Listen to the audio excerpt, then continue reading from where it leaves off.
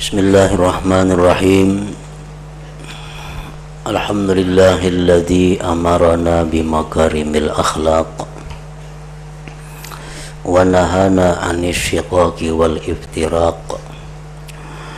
Ashhadu an la ilaha illallah wahdahu la syarika lah al-alimul khallaq. Wa ashhadu anna sayyidana Muhammadan abduhu wa rasuluhul mushtaq.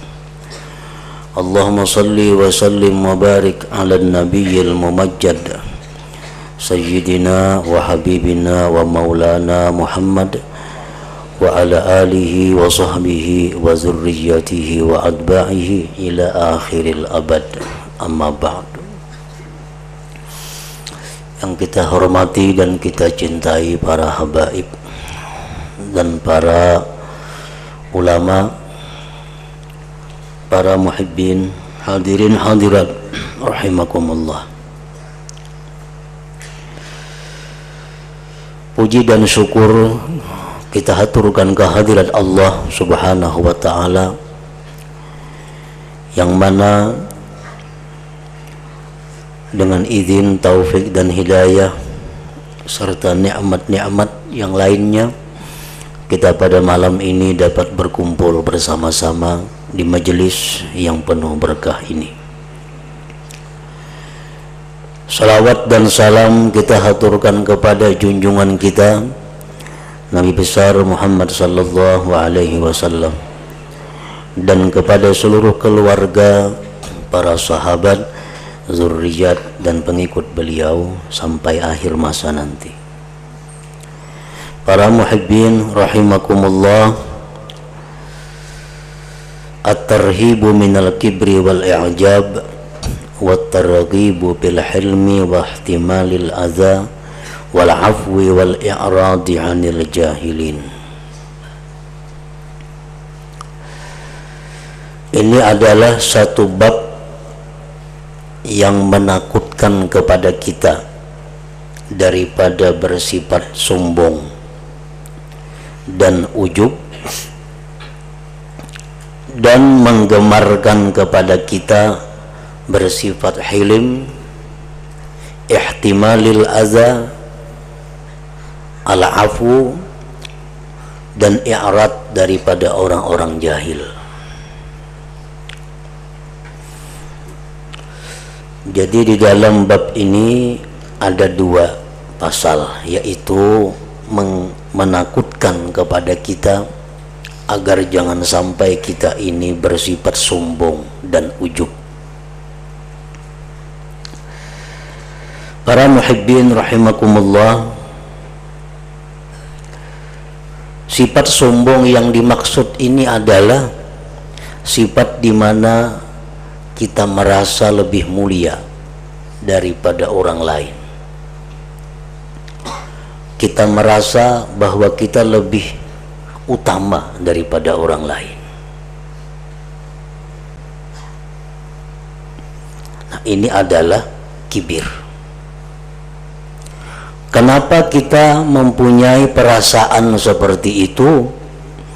Kenapa kita mempunyai perasaan bahwa kita ini lebih utama dari orang lain? Mungkin disebabkan pertama karena ilmu. Karena kita merasa punya ilmu yang luas, karena kita mempunyai ilmu pengetahuan, lalu kita merasa bahwa diri kita ini lebih utama daripada orang lain. Nah, ini adalah kibir.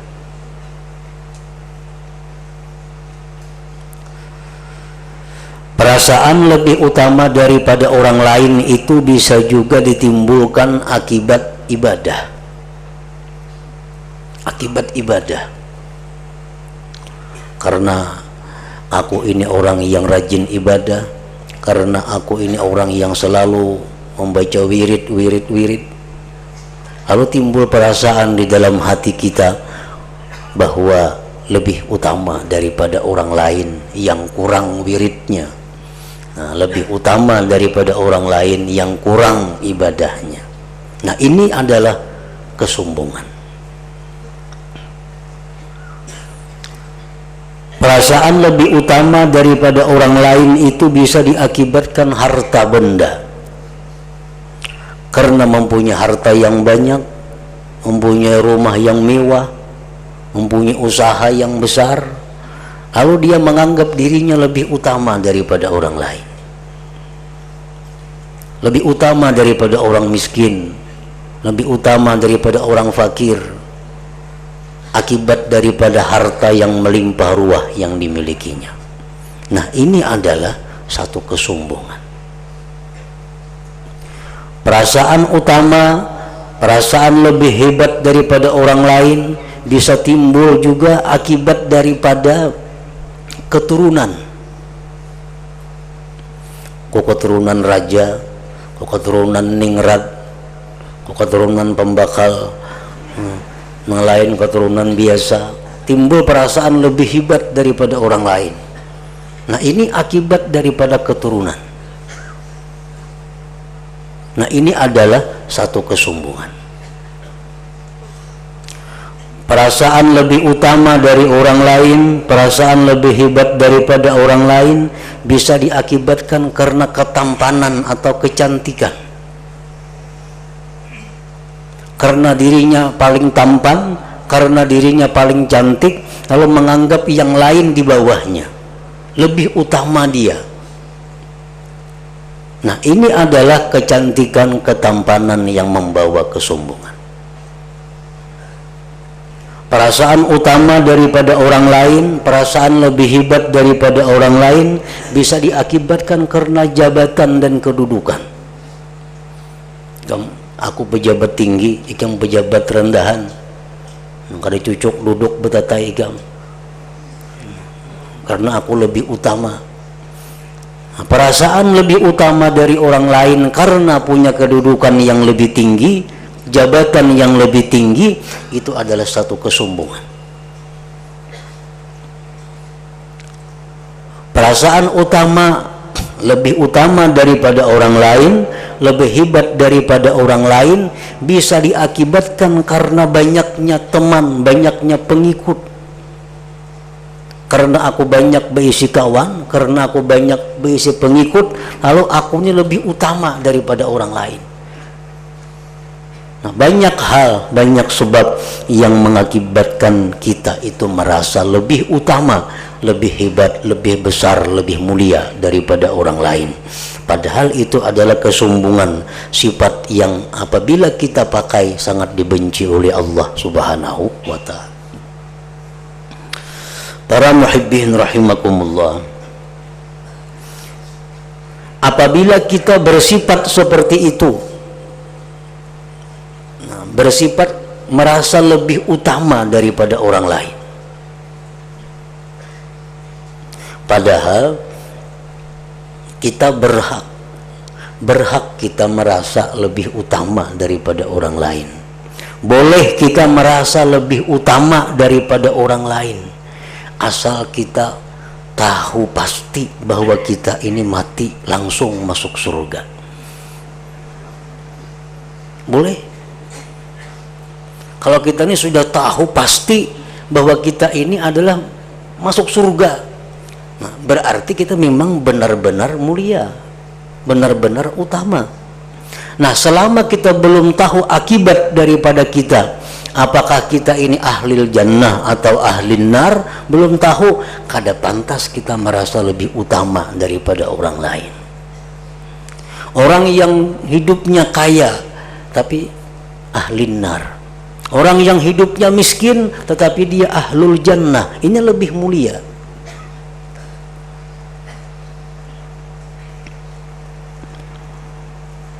Nah, para muhibbin rahimakumullah, Allah Subhanahu wa Ta'ala berfirman, innahu la yuhibbul mustakbirin. Allah tidak suka orang-orang yang sombong. Allah tidak suka. Bila mana Allah itu kada suka, ini banyak akibat-akibat yang diterima. Satu, kita akan sulit mendapatkan taufik dari Allah. Artinya apa? Kita akan selalu kesulitan untuk melakukan ibadah-ibadah, karena ibadah itu bersumber daripada taufik Allah. Nah, kalau kita ini tidak disukai oleh Allah, Allah kada senang lawan kita, kita akan sulit mendapatkan taufik dari Allah. Akibatnya malas beribadah. Akibatnya kada bisa istiqamah menjalankan ibadah. Nah, itu yang pertama, kalau kita sombong. Yang kedua, amal ibadah kita itu tertahan, tidak bisa diterima. Kenapa? Karena Allah tidak suka kepada kita. Allah itu hanya menerima ibadah-ibadah orang-orang yang takwa, orang yang Dia cintai. Innama yataqabbalullah minal muttaqin. Hanya saja Allah menerima dari orang yang takwa. Wallahu yuhibbul muttaqin. Allah cinta kepada orang yang takwa. Nah, jadi apabila kita ini tidak disukai oleh Allah, ibadah kita ini terhalang, kada akan diterima oleh Allah Subhanahu wa ta'ala, karena Allah tidak suka kepada kita. Nah, innahu la yuhibbul mustakbirin, bahwa Allah tidak suka kepada orang yang sombong. Nah, para muhibbin rahimakumullah, sifat sombong itu adalah sifat yang tertanam di dalam diri manusia pada umumnya.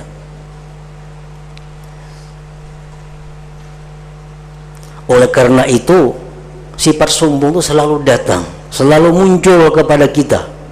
Apalagi kita punya kelebihan-kelebihan daripada orang lain. Nah, untuk menghadang sifat sombong ini agar jangan berlarut-larut di dalam hati kita, maka hendaknya kita ingat, di waktu datang kesombongan itu dalam hati kita, kita mesti ingat bahwa saat itu kita adalah makhluk yang dibenci oleh Allah. Kadang-kadang di hati ini ada rasa paharatnya. Nah, kita ingat bahwa di saat kita merasa paharatnya itu, justru kita orang yang paling dibenci oleh Allah. Satu. Yang kedua, andai kata kita mati saat itu, kita ke neraka. Yang ketiga, bahwa di saat kita merasa bahwa kita lebih utama dari orang lain, bahwa kita adalah satu tingkat dengan iblis. Artinya sapakawanan lawan iblis. Nah, barangkali ingat yang demikian itu dapat menghilangkan perasaan yang datang bahwa kita ini lebih utama daripada orang lain itu. Nah, para muhibbin rahimakumullah, Rasulullah sallallahu alaihi wasallam bersabda, man faraqad dunya wa huwa bari'un min thalath dakhala al-jannah min al-kibri wal khiyanah wad dain. Rasulullah bersabda, barang siapa yang meninggal dunia, barang siapa mati dan dia lepas daripada tiga hal, artinya mati kadang membawa tiga macam. Pertama, kesombongan. Makanya tadi rahatan merasa paharatnya itu, nah, rahatan merasa pahibatnya pada orang lain, mati, nah, berarti mati membawa kesombongan. Atau semalam inya ada merasa paharatnya pada orang lain, tapi inya kada tubat. Nah, sampai semalam merasakan itu, kada saling tubatan, mati berarti membawa kesombongan. Nah, ujar Nabi kita bahwasanya barang siapa yang meninggal dunia, dia terlepas daripada tiga perkara, dakhalal jannah, dia masuk surga. Minal kibri, pertama kesombongan. Nah, orang mati dia kadang membawa kesombongan. Artinya apa? Suahai sombong, rancakai sombong, cuma sudah tobat. Berarti inya mati kadang membawa kesombongan. Yang kedua, dia mati kada membawa khianat. Nah, khianat itu umpamanya, contohnya khianat itu orang umpat maandak lawan kita sesuatu.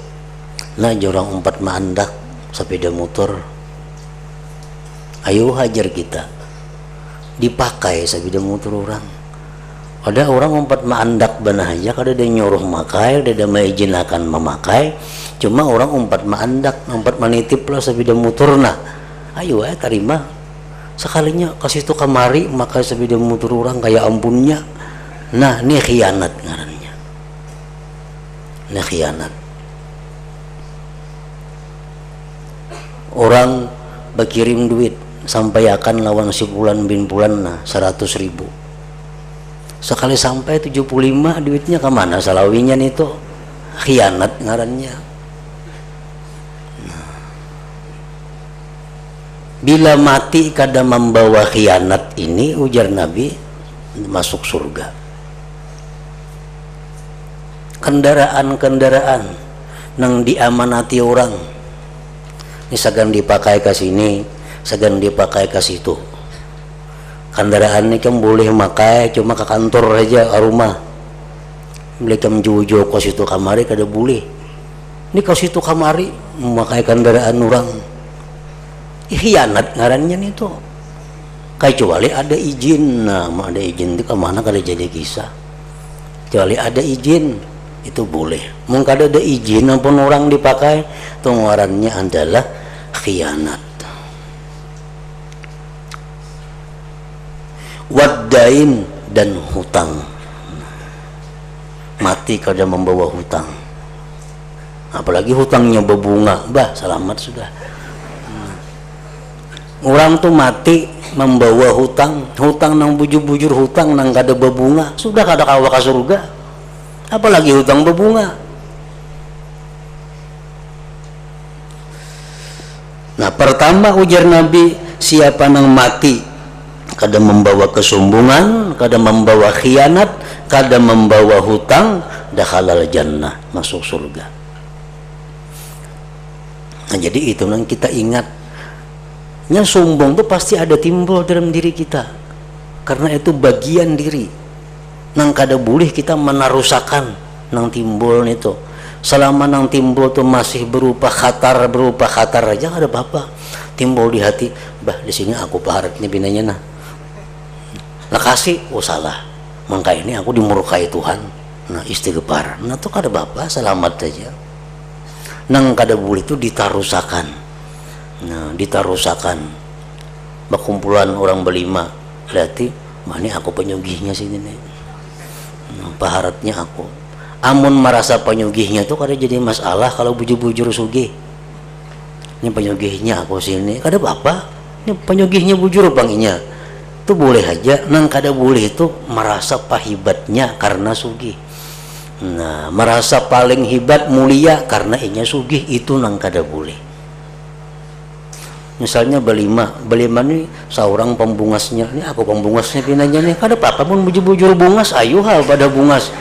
Nah, kada jadi masalah. Cuma kalau merasa, oh aku ini paling hebat karena aku pembungasnya, nah ini nang jadi sombong ngarannya.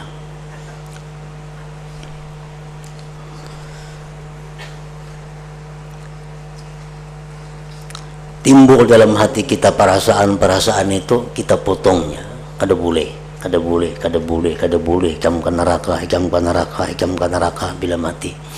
Nah, yang istighfar kepada Allah itu timbul dalam hati kita, rasa sombong tuh langsung kita potong. Kada boleh kayak itu, kada boleh. Nah, kita berpandir lawan diri seorang nih, kada boleh, kada boleh. Kamu sombong kayak itu, sombong dimurkai Allah. Nah, selamat kalau macam itu. Jangan ditarusakan perasaan yang rasa lebih mulia, lebih utama tadi. Nah, para muhibbin rahimakumullah. Yang kedua, bagian ini adalah menakuti daripada sifat ujub. Sifat ujub itu merasa diri lebih, merasa diri hebat. Nah, kalau sombong tuh perlu ada orang lain, mutakabbar alaih ngarannya. artinya seorang nang ada orang lain nang dilebihi, itu sombong. Kalau ujub nih bisa terjadi saurangan kalau ada orang lain merasa baiknya aku, merasa mulianya aku, merasa banyaknya aku beribadat. Nah itu ujub. Maksudnya kan ada orang lain, nah tandingannya kada jadi masalah. Ujub tuh saurangan aja, banyak pana aku nih sudah beribadah, nah itu ujub ngarannya. Banyak pana aku sudah berzikir nih dalam hati nih perasaan, nah itu adalah ujub. Nah ini pun kada boleh juga. Karena apa? Karena kita itu kawaba ibadah banyak itu berkat pertolongan Allah. Nah, bukan kawa seorang, bukan bisa seorang kada, tapi karena kita banyak pertolongan Allah lalu kita bisa beribadah. Nah, jadi mesti ingat bila kita merasa banyaknya sudah aku ini baca Quran, nah ingat bahwa itu ditolong oleh Allah. Nah, kada ujub lagi ngarannya.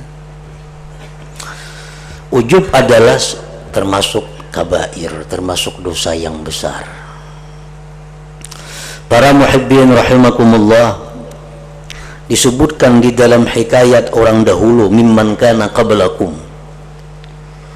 Orang terdahulu ini dia beribadah di satu tempat selama 70 tahun siang dan malam. Pekerjaannya hanya berzikir kepada Allah. 70 tahun berzikir di tempat khalwatnya. Suatu hari orang ini berdoa kepada Allah. Berdoa, ya Allah, hamba minta kepada engkau ini. Kada dikabulkan Tuhan. Kada dikabulkan Tuhan. Padahal orang ini orang dekat dengan Allah, ahli ibadah. Berdoa pulang, doa nang sama. Hari berikutnya kada kabul pulang. Hari ketiga berdoa pulang, kada kabul pulang. Lalu si orang ini berpikir, amun doaku kada dikabulkan Tuhan, berarti aku ini jahat di sisi Allah, berarti aku ini hina di sisi Allah. Buktinya doa aku kada dikabulkan Tuhan, berarti aku ini kada terpandang di sisi Allah. Jakanya aku ini terpandang kepada Allah, doaku dikabulkan Allah.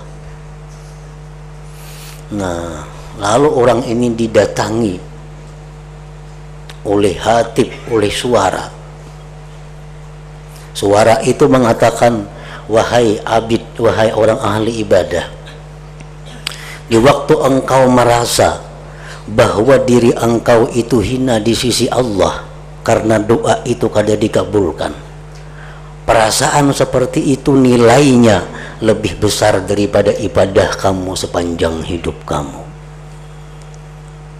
Pahalanya tuh ganal pada beribadah yang 70 tahun itu. Hanya sekadar perasaan di hati, berarti aku nih hina di sisi Allah, napa doa aku nih kada kabul. Nah tumat bener tuh. Seapa ada? Di situ merasakan kehinaan dirinya, merasakan bahwa dirinya nih kada punya harga di sisi Allah. Jakanya aku nih berharga di sisi Allah, doaku kabul. Ini doaku 3 hari kada kabul, berarti aku nih uyuh, berarti aku nih kada ada harganya di sisi Allah. Nah perasaan seperti itu nilai pahalanya lebih besar daripada ibadah yang dikerjakannya selama 70 tahun yang lalu. Nah, karena perasaan bahwa dirinya itu hina, dirinya itu lemah, ini perasaan yang sangat disukai oleh Allah. Kenapa? Karena kita kembali kepada diri yang sebenarnya. Karena kita di situ sadar siapa kita sebenarnya. Memang kita lemah, memang kita hina.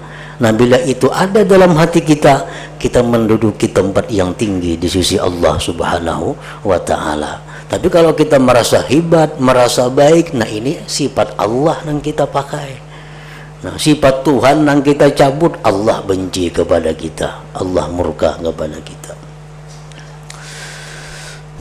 Nah, kemudian pasal yang kedua dalam bab ini adalah menggemarkan kita pel hilmi pada hilim. Hilim ini lebih tinggi daripada qazmul ghaiz, menahan marah. Menahan marah itu sudah bagus. Kalau kita diapa orang, dianiaya orang, marah, kita tahan marah kita, itu sudah bagus. Kalau hilim ini a'la min kazmil ghaiz, lebih tinggi. Hilim ini kada marah. Orang ma'aniaya kada ada lagi rasa sarik. Nah itu kan hilim, lebih tinggi daripada menahan marah. Menahan marah itu sudah bagus, sudah dipuji oleh Allah. Tapi kalau hilim lebih lagi. Nah di sini digemarkan agar kita mampu bersifat hilim itu, walaupun tingkatannya macam-macam. Kita ada kawa bersifat hilim cuma sekian persennya, ada yang bersifat hilim sekian persennya. Maksudnya apa? Kalau kita duit dicuntan orang 10.000 rupiah, kita kawa aja mungkin hilim, kada sarik. Ada usaha menahan marah, memang kada sarik. Duit misal dicuntan orang, duitnya 10.000, kada apa-apa, kada jengkel, kada kecewa, kada sarik, kau aja hilim. Dicuntan orang 1 juta, bisa berubah hilimnya itu.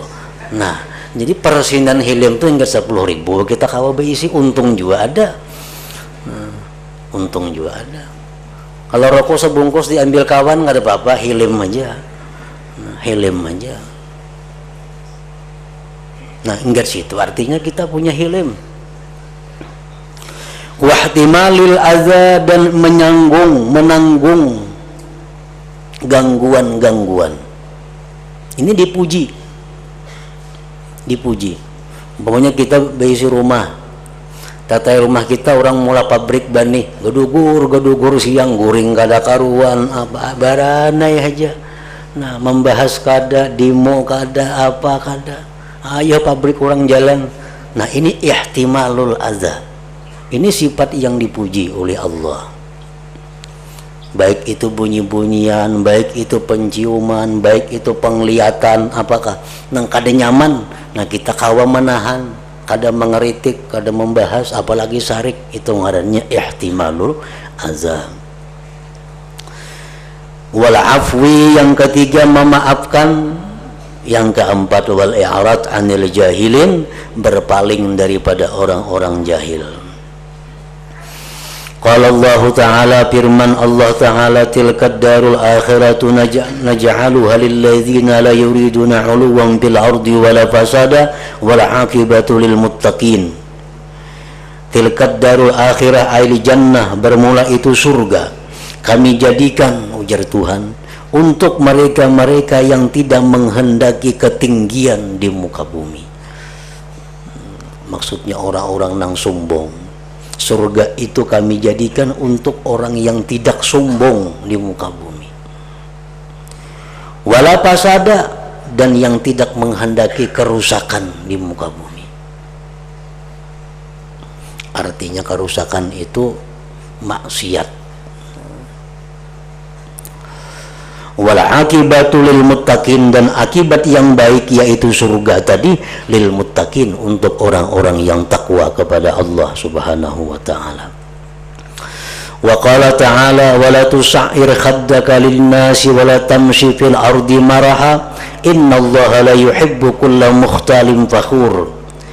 Janganlah kau palingkan pipi engkau bagi manusia, dan janganlah kau berjalan di muka bumi dalam keadaan sombong. Sesungguhnya Allah tidak suka orang yang berlinggang jalannya dalam keadaan angkuh dan sombong. Wa an Ibnu Mas'ud radhiyallahu anhu anin Nabi sallallahu alaihi wasallam qala la yadkhulul jannata man kana fi qalbihi mithqalu dzarratin min kibrin. Ujar Nabi kita sallallahu alaihi wasallam, tidak masuk surga orang yang ada di dalam hatinya seberat zarrah daripada sombong. Nah ini hadis ini kita andak di dalam hati.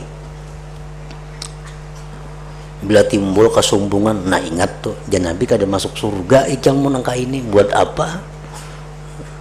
Karena timbul pulang ngerasa paharatnya, ingat pulang kada masuk surga ikang belum macam ini. Nah dalam hati ini berandak hadis ini tuh.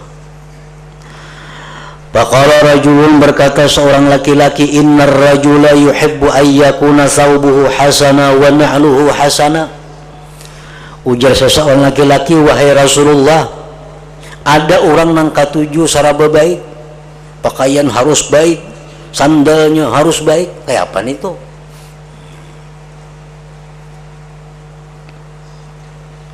Qala, ujar Nabi, innallah jamil yuhibbul jamal. Allah itu ilok dan katuju nang ilok-ilok. Ada kopiah baik, pakai yang paling baik. Ada baju nang baik, pakai yang paling baik. Allah katuju itu. Karena kada identik, kada mesti orang nang baik itu sombong, kada tentu. Al-kibru, kesombongan itu, jar Nabi, batarul haqqi wa ghamtun nas, menolak kebenaran, menghinakan manusia. Nah, itu adalah buah daripada kesombongan. Karena inya merasa lebih utama dari orang lain, ditagur orangnya kada makai.